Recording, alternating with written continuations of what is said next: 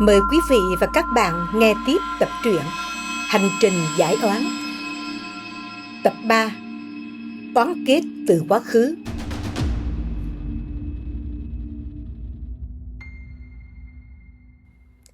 Buổi sáng vẫn lặng lẽ trôi. Ánh nắng ngoài hiên đã lên cao hơn, len qua tán lá, hắt những vệt sáng mỏng xuống nền sân. Căn phòng vẫn đông đủ từng ấy con người, nhưng bầu không khí đã khác hẳn so với trước. Những gì vừa diễn ra khiến mọi ánh mắt đều hướng về vị thầy. Căn nguyên của bệnh tật đã được hé lộ, nhưng đó dường như mới chỉ là cánh cửa đầu tiên mở ra.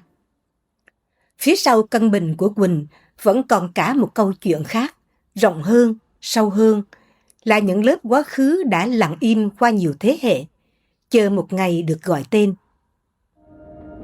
Thầy nhìn vợ chồng Quỳnh rồi chậm rãi lên tiếng. Nhà cô có 3 đứa con, cộng với chồng là 4 người, cùng cô là 5.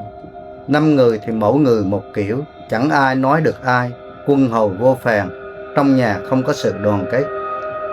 Ông dừng lại một lát rồi nói tiếp. Những đứa nằm trong người cô gây ra như vậy, chúng ứng xử như vậy, chứ không phải bản chất con người mình. Cả căn phòng lặng đi. Anh Quyên, vợ chồng Quỳnh và chúng tôi đều chăm chú lắng nghe. Mọi người dần hiểu rằng phía sau bệnh tật và những bất ổn của gia đình này còn là những oán kết đã kéo dài qua nhiều thế hệ. Thầy quay sang Tùng. Con nhìn lại trong người hai vợ chồng xem còn gì không. Tùng khép hờ đôi mắt. Căn phòng lại chìm vào im lặng. Mọi người dường như đã quen với những khoảng lặng như thế. Nhưng mỗi lần chờ đợi kết quả, ai nấy vẫn không tránh khỏi cảm giác hồi hộp. Một lúc sau, anh khẽ mở mắt. Dạ, trong người chị Quỳnh thì hết rồi, nhưng trong người anh chồng vẫn còn. Trên đầu anh ấy có những đứa bị yểm, lại còn rất nhiều oán hận đi theo. Thầy khẽ gật đầu. Bắt một đứa trên đầu anh ấy ra đây. Chỉ vài giây sau, Tùng lên tiếng. Dạ, nó ra rồi ạ. Thầy nhìn thẳng về phía thực thể vô hình ấy. Mày có bị yểm không? Dạ có. 13 tuổi. Dạ đúng. Con gái à? Dạ. Trong người anh này còn mấy đứa như mày? Dạ 5 đứa. Nghe đến đó thầy bật cười. Thế tụi mày liên hoan tập thể trong người ta à? Cả căn phòng vốn nặng nề bỗng vang lên vài tiếng cười. Ngay cả người chồng của Quỳnh cũng cười nụ. Chỉ một câu nói hóm hỉnh của thầy cũng đủ làm bầu không khí bớt căng thẳng. Nhưng nụ cười ấy chỉ thoáng qua. Giọng thầy lập tức trở nên dứt khoát. Quét sạch chúng nó đi, xóa luôn cả chỗ chúng nó nằm, cả thằng ở dưới nữa, tiêu diệt hết. Sau đó đặt bông sen vào đan điền người chồng, quay ngược lại, xử lý sạch. Nói rồi ông nhìn mọi người và từ tốn giải thích. Tại sao thầy nói nhà cô 5 người mà không ai bảo được ai? Bởi vì những thứ nằm trong người cô và chú mới là thứ đang ứng xử, chứ không phải bản chất thật của con người cô chú. Lời giải thích vừa dứt, Tùng lại lên tiếng. Thưa thầy, trong người anh ấy còn có oán hận của tổ tiên từ nhiều đời trước. Nó vẫn bám theo. Bắt một cái oán ra đây. Dạ, nó ra rồi ạ. Thầy hỏi tiếp. Mày là người Việt Nam hay người nước Ý? Tùng lặng đi vài giây như đang lắng nghe, rồi trả lời thầy. Oán của người Việt Nam, đời thứ 13, 14. Thầy trầm ngâm một lúc. Sau khi kiểm tra lại lần cuối, ông khẽ gật đầu, rồi chậm rãi cất tiếng. Tao bọc bông sen yêu thương vào trái tim mày. Nếu đúng là người Việt Nam thì tao cứu, vượt qua được không? Được ạ. Thế thì gọi tất cả ra đây, tao tái tạo lại rồi cho đi tu hết, đồng ý không? Dạ đồng ý. Bầu không khí trong căn phòng dần dịu xuống. Thầy quay sang nhìn người chồng của Quỳnh. Giọng ông vừa nghiêm nghị vừa pha chút hóm hỉnh. Con làm ăn chỉ có lỗ thôi. Người đàn ông hơi giật mình rồi thật thà đáp. Dạ con chưa nợ ai thầy ạ. Thầy mỉm cười. Thế thì còn may, chắc có đồng bọn cứu. Lần này cả căn phòng đều bật cười. Người chồng vẫn chưa hiểu hết ý của thầy, còn anh em chúng tôi thì nhìn nhau đầy ẩn ý. Tiếng cười ấy tuy ngắn ngủi, nhưng đủ làm căn phòng như bừng sáng, xua tan sự nặng nề âm thầm bám lấy mọi người suốt từ đầu buổi. Riêng Quỳnh lặng lẽ nhìn chồng, đôi mắt chị vẫn còn phảng phất nét lo âu, nhưng lần đầu tiên kể từ khi bước vào đây, trên gương mặt chị đã thấp thoáng một chút bình yên. Có lẽ giữa vô vàn điều chưa lý giải được, Quỳnh chỉ cảm nhận rõ ràng một điều. Chị không còn phải đối diện với tất cả một mình. Vẫn còn có những người đang cố gắng tìm mọi cách để kéo chị và những người thân trở lại với một cuộc sống bình yên. Thầy đưa mắt nhìn người chồng của Quỳnh, rồi chậm rãi nói. Vướng những chuyện của quá khứ như thế này thì làm ăn khó mà thuận được. Thầy im lặng một lát, rồi tiếp lời bằng giọng ôn tồn. Thầy muốn nói với các con một điều. Chuyện âm phù dương trợ là có thật. Một dòng họ mang theo quá nhiều oán kết thì rất khó hưng thịnh. Lại sống trên một mảnh đất không yên thì càng khó có cuộc sống bình an. Người xưa vẫn nói đất lành chim đậu. Vợ chồng khỏe mạnh, con cái khỏe mạnh thì mới yên tâm làm ăn. Chứ quanh năm hết người này đau đến người kia bệnh, làm được bao nhiêu rồi cũng chỉ đủ lo than thúc. Đó là quy luật rất bình thường của cuộc sống. Quỳnh và chồng lặng lẽ gật đầu. Những điều thầy nói đều là những gì họ đã trải qua suốt nhiều năm. Bây giờ tất cả những oán hận trong quá khứ của dòng họ cô chú, thầy đã giải tỏa để họ đi tu hết.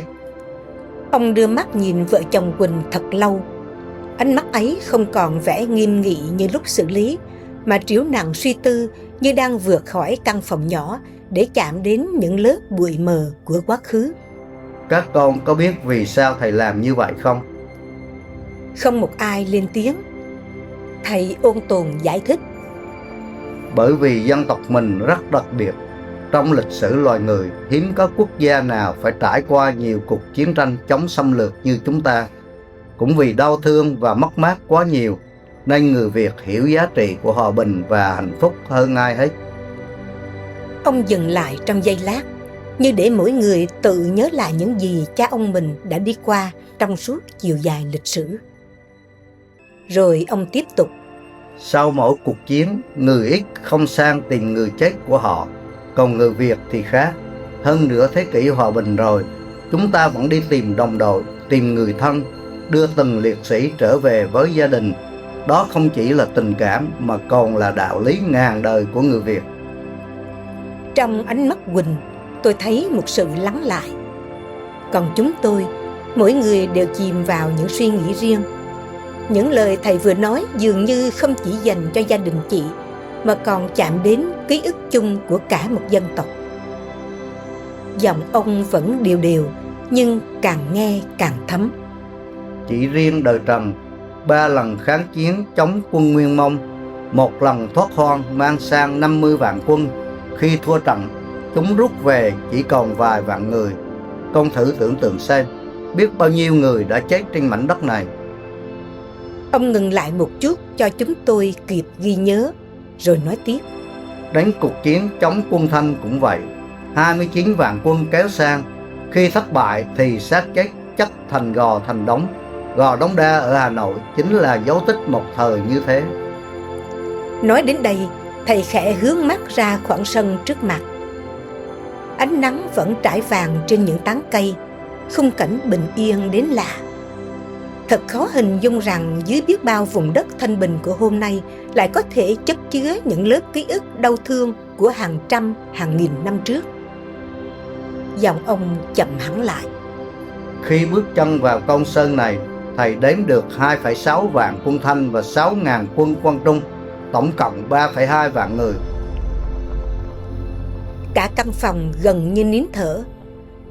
Rồi giọng thầy trùng xuống, như thể trước mặt ông đang hiện lên cả một chiến trường đã lùi rất xa vào quá khứ. Các con biết đấy, người lính đa phần chỉ ngoài 20, chết trẻ thì rất thêm, mà hàng vạn người cùng chết một lúc. Một bên là tham vọng của kẻ xâm lược không có giới hạn, đến gà chó chúng cũng bắt. Một bên là ý chí bảo vệ tổ quốc mãnh liệt của người Việt. Hai dòng cảm xúc ấy va vào nhau giữa chiến trận, rồi cùng kết thúc trong một thời khắc, tạo ra một khối năng lượng vô cùng nặng nề. Ông quay sang nhìn chúng tôi, đôi mắt ấy vẫn điềm tĩnh, nhưng ẩn sâu là một nỗi xót xa và cay đắng trước những mất mát mà dân tộc này lẽ ra không phải gánh chịu. Khi bước vào nơi này, thầy không thể ngẩng mặt lên được, nó nặng như thế. Lời thầy vừa dứt, cả căn phòng rơi vào thinh lặng đến mức nghe rõ cả tiếng thở của nhau. Ngoài hiên, gió vẫn nhẹ nhẹ. Những chiếc lá vàng lặng lẽ rời cành, xoay vài vòng rồi đáp xuống mặt sân. Không ai biết khoảng lặng ấy kéo dài bao lâu, chỉ cảm thấy thời gian như chậm lại. Nếu những oán kết ấy không được hóa giải, thì sức nặng của quá khứ vẫn sẽ đè nặng lên hiện tại. Muốn đất nước nhẹ đi, muốn con người nhẹ đi, thì quá khứ cũng phải được hóa giải. Đó là điều sớm muộn cũng phải làm. Ông mỉm cười, nụ cười hiền và bao dung, như thể ông đã quen với việc có người tin, có người không tin. Có thể các vị không nhìn thấy nên sẽ không cùng quan điểm với thầy. Điều đó không sao cả. Ông quay về phía Quỳnh, giọng nói mềm lại như muốn nâng đỡ những nỗi nặng lòng chị đã mang theo bấy lâu. Thông qua một người như con, nhiều người khác, nhiều dòng họ khác cũng có cơ hội được giải tỏa. Đó không chỉ là chuyện của riêng gia đình con. Quỳnh không nói gì, đôi mắt chị đỏ hoe, nhưng gương mặt đã thôi căng thẳng như lúc đầu. Có lẽ lần đầu tiên sau rất nhiều năm, chị cảm thấy những bất hạnh của gia đình mình không còn là những điều vô nghĩa. Thầy giúp cô chú giải tỏa những điều của quá khứ, cả những tác động từ đất ở, để cô chú không còn bị kéo lùi nữa. Về bản chất, thầy không can thiệp vào oán của các vị, nhưng thầy có đủ quyền năng giúp họ đi tu. Ông khẽ mỉm cười, nụ cười rất nhẹ, nhưng cũng đủ làm bầu không khí trong căn phòng bớt đi phần nặng nề. Nhưng muốn đi tu thì phải buông oán hận. Còn nếu oán hận sôi sùng sục thì làm sao tu, đúng không? Mọi người gật đầu thay cho câu trả lời. Điều thầy nói đơn giản đến mức ai cũng hiểu. Khi lòng người còn chất chứa hận thù, sẽ rất khó tìm được sự bình yên. Ông nói tiếp, giọng ôn tồn như đang giải thích một lẽ tự nhiên của cuộc sống. Thầy chỉ cân bằng, tái tạo cho họ để họ có thể buông bỏ. Khi oán hận không còn níu kéo nữa, thì người sống cũng nhẹ đi. Âm phù dương trợ là có thật. Có những ngôi nhà nhìn bên ngoài rất khang trang, nhưng bên trong quanh năm nợ nần, bệnh tật, chẳng lúc nào yên. Khi những điều nặng nề ấy được tháo gỡ, cuộc sống mới thực sự có cơ hội đổi thay. Ông quay sang Quỳnh, chị vẫn ngồi im lặng, hai bàn tay đan vào nhau như đang chờ đợi điều gì đó sau những lời vừa nghe. Bây giờ thầy đặt bông sen vào đan điền cho cô. Tối nay về cô sẽ ngủ như chết. Đúng lúc ấy, Tùng như sực nhớ ra một điều.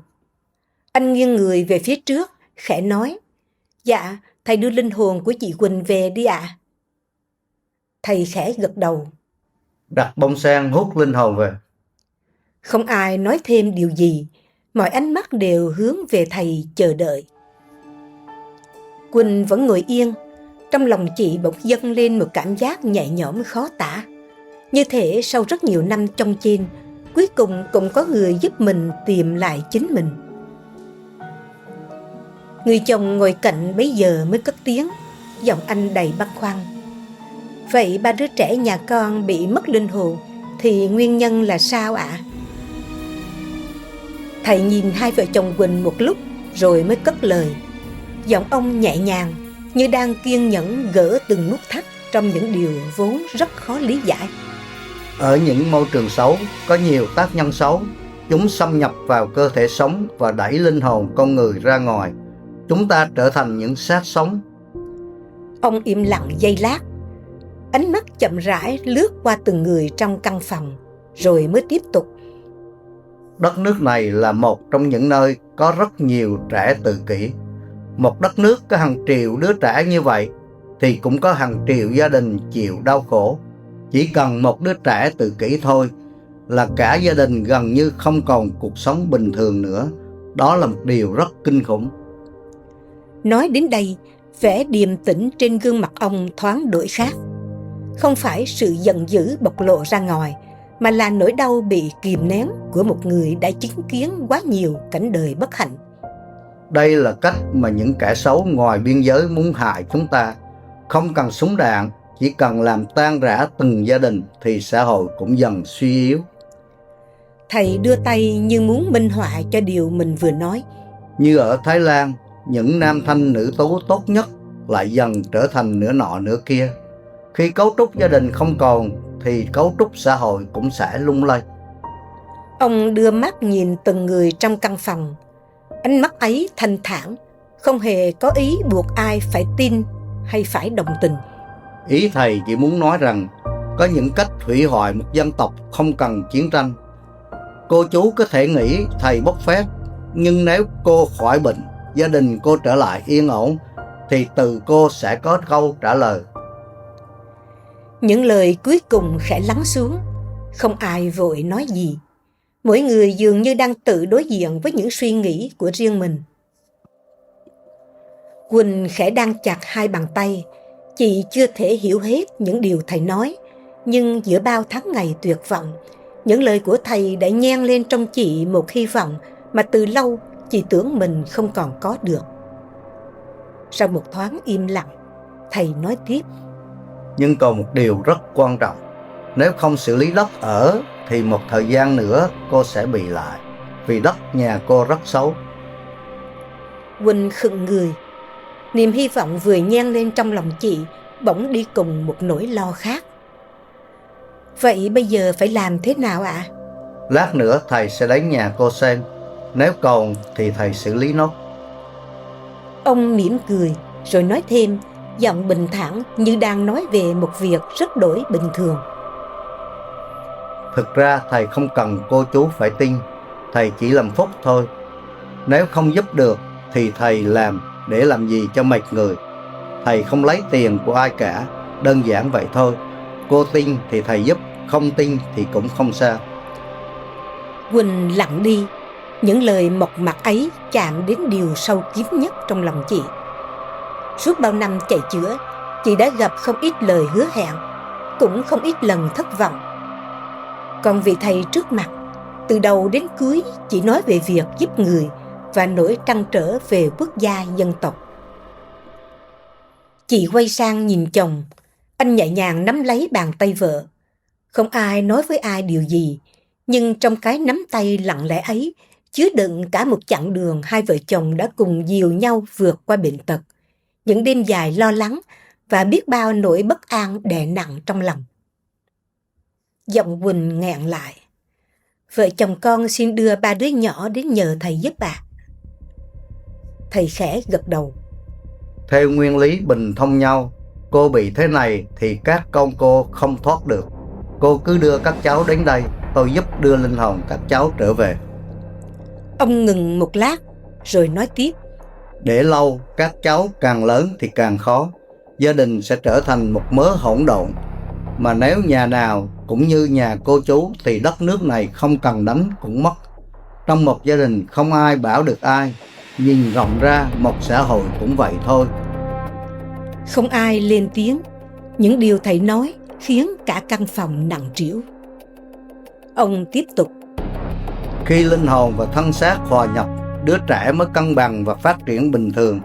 Nếu linh hồn đi ra ngoài, chỉ còn lại thân xác, sẽ có những thứ rất xấu tìm cách xâm nhập. Cơ thể sống của con người là thứ rất quý, nên đứa nào cũng muốn chiếm lấy. Phần lớn những thực thể lang thang cơ nhỡ, không được đi tu sẽ tìm đến. Tư cách của chúng không tốt thì chính chúng ứng xử, chứ không phải con mình ứng xử. Quỳnh khẽ đưa tay lau nước mắt, nhưng nhớ lại những tháng ngày vật vã với các con. Người chồng vẫn ngồi yên lặng. Dường như cả hai đều biết rằng dù phía trước còn nhiều điều chưa thể lý giải, họ cũng không còn phải một mình đi tiếp. Thầy đứng dậy. Thôi được, bây giờ chúng ta đến nhà cô. Mọi người cũng lần lượt đứng lên. Không ai biết mảnh đất mà chúng tôi sắp đến còn cất giấu những bí mật nào của quá khứ. Hết tập 3. Mời quý vị và các bạn đón nghe tập cuối, khi luật nhân quả vận hành.